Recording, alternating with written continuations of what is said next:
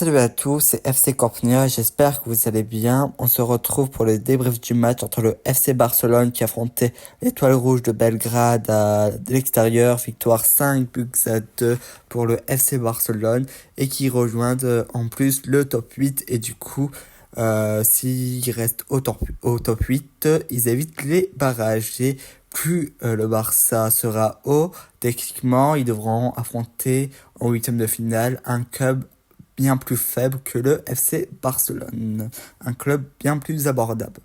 Voilà, victoire 5-2.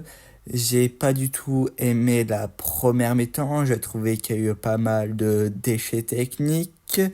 La deuxième mi-temps, ils se sont reboostés, voilà. Je savais qu'ils allaient se rebooster, mais la première mi-temps, peut-être, comme c'était un stade compliqué, on va pas se mentir, surtout en Serbie, voilà, l'ambiance et tout, voilà. Peut-être ils ont été un peu surpris, j'ai trouvé qu'ils ont eu du mal à jouer entre eux, etc. On va parler de quelques joueurs, voilà. Alors le Barça qui gagne, voilà, ils sont sixième au classement, tout va bien. En plus, petite pique évidemment, voilà, le Real a perdu face à Milan mardi. Voilà, tout va bien. Le Barça, son sixième, tout va bien. Il recolle euh, en points avec les autres clubs, etc. Tout se passe bien. Le prochain match, ça sera face à Brest. Un match qui j'attends beaucoup vu l'énorme performance que font Brest depuis ce début de Ligue des Champions. Voilà, le Barça qui gagne 5-2. La première mi-temps était vraiment compliquée. On a vu une équipe qui avait du mal à se trouver, euh, voilà, même techniquement, ils avaient tous un peu de mal, voilà. En fait, ils ont essayé, mais ça ne marchait pas. Ou très peu, voilà. La première mi-temps un peu moyenne, mauvaise. La deuxième mi-temps est bien mieux. Après, le Barça a déroulé. Et du coup, voilà, après, c'était pas un match fort boyant comme d'habitude. C'était un match maîtrisé, mais sans plus. Maintenant, je vais parler de mes joueurs. Je vais commencer par un des flops. J'allais dire Gérard Martin, excusez-moi. J'ai pas du tout aimé tout ce qu'il a essayé de faire, c'était mauvais. Euh, c'est lui qui est la cause du premier but de l'Étoile Rouge de Belgrade. Il dégage mal, ça revient sur un joueur de l'Étoile Rouge de Belgrade. En plus, il est mal positionné pour le hors-jeu. Du coup, l'attaquant, il est pas hors-jeu et voilà, il y a but. Il a fait beaucoup de choses mauvaises et la plupart de ses choix ont été mauvais. Voilà, on voit la différence de niveau entre Baldé et lui. Je voulais pas le voir titulaire. Voilà, il y a pas de niveau pour jouer au Barça. Voilà, c'est pas parce qu'il est de la Masia que voilà, tout le monde peut être fort. Voilà, il est jeune, etc. Oui, mais voilà, c'était pas fameux. Surtout qu'en face, c'était que l'Étoile Rouge de Belgrade. Ensuite, je vais parler de Freaking de Jong. J'ai pas aimé son match, honnêtement, j'ai pas aimé son match encore une fois. Surtout en première mi-temps, trop alléchant à mon goût. Il trottinait beaucoup trop, il faisait trop de contrôle, passe, voilà, pas de passe très dangereuse. Voilà, c'était le seul vraiment au milieu de terrain, tout ça, à peu pressé, voilà. J'ai trouvé sa deuxième mi-temps plus intéressante, qui a fait des meilleures passes, etc. Quand le Barça a augmenté, voilà, le niveau, il a augmenté, mais sinon, c'était pas fameux. Et en fait, je vais le piquer dans le sens où je connais le potentiel de Jong. Et je sais que là, sa place, il n'est pas favorable de parler. Et du coup, c'est gênant parce que de base, De Jong, j'adore Casado, hein, et il mérite sa place de titulaire. Mais de base, De Jong, c'est censé être un bien meilleur joueur que Casado. Là, pour l'instant, Casado nous prouve qu'il est bien meilleur que De Jong. Et voilà, c'est grave. Alors, lui, il revient de blessure, etc. il faut lui laisser le temps, je comprends, mais c'est frustrant. En fait, De Jong, depuis qu'il arrive au Barça, il a toujours été frustrant, il a jamais confirmé son niveau qu'il avait avec l'Ajax, quoi. Et c'est ça qui est embêtant, c'est que c'est un joueur que j'apprécie, mais qui frustre, voilà. C'est pour ça que quand De Jong, voilà, pour moi, il y a les champs, etc., il se donne pas à fond, bah je vais le piquer parce que voilà, il me frustre et je sais qu'il peut faire bien mieux. Et je sais que même balle au pied, avant, il faisait, il cassait des lignes, et là, il l'a pas fait.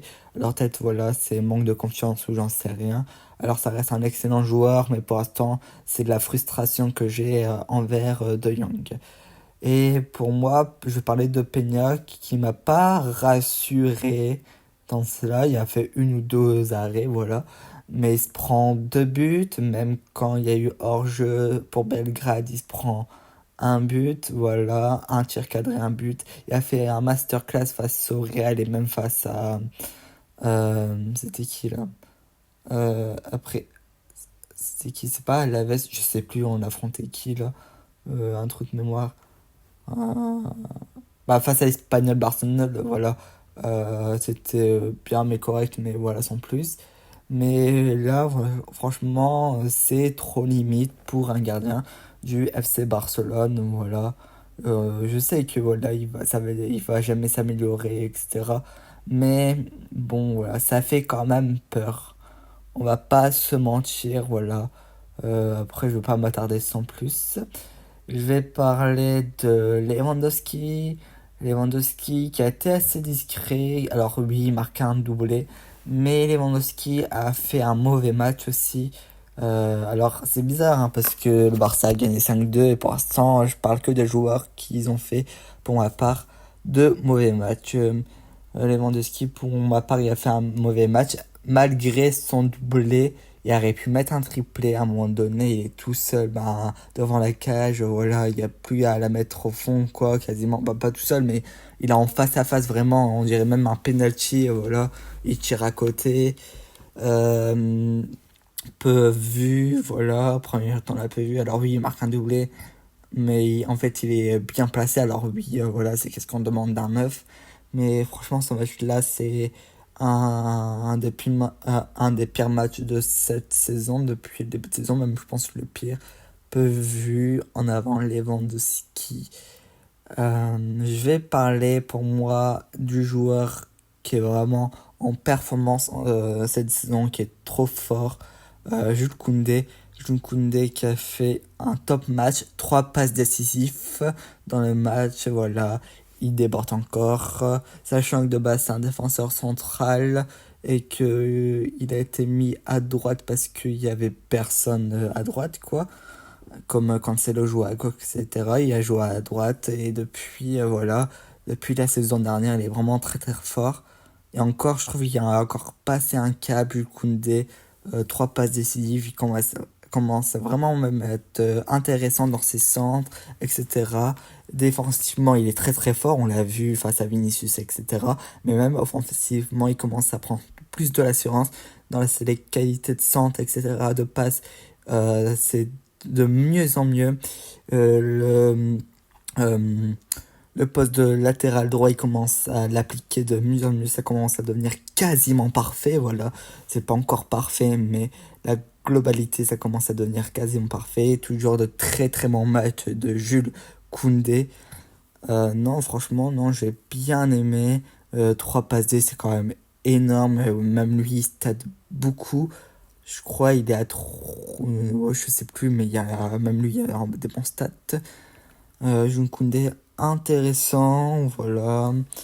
Euh, décisif. Côté droit avec la Yamal, ça fonctionne très très bon bien. Et voilà. Merci d'avoir suivi ce débrief. J'ai plus d'autres joueurs à parler. Voilà.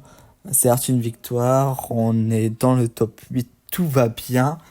Voilà, faudra confirmer. Faudra battre Brest pour passer devant eux.